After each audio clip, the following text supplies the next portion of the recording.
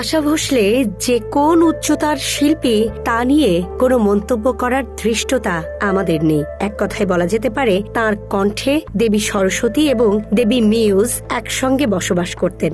ভারতীয় সঙ্গীতের যাবতীয় অলংকার, মীর, গমক, মুরকি, হরকত এই সব তো তার কণ্ঠে জলভাত ছিলই। সেই সঙ্গে পাশ্চাত্য সঙ্গীতের ফলসেটো, ভাইব্রেটো, রেভ, ইয়োডলিং এসব তিনি ইচ্ছে করলেই যখন তখন গাইতে পারতেন।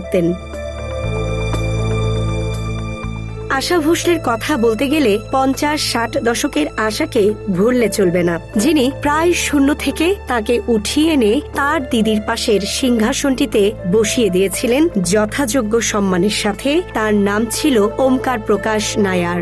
সবাই ডাকত ওপিজি বলে। এমনকি ওপিজিকে এই কাণ্ডটি করতে গিয়ে প্রচুর ঝুঁকি নিয়ে লতা মঙ্গেশকর নামক ভারতীয় সিনেমা সঙ্গীতের অনিবার্যতাকে অস্বীকার করবার ধৃষ্টতা দেখাতে হয়েছিল।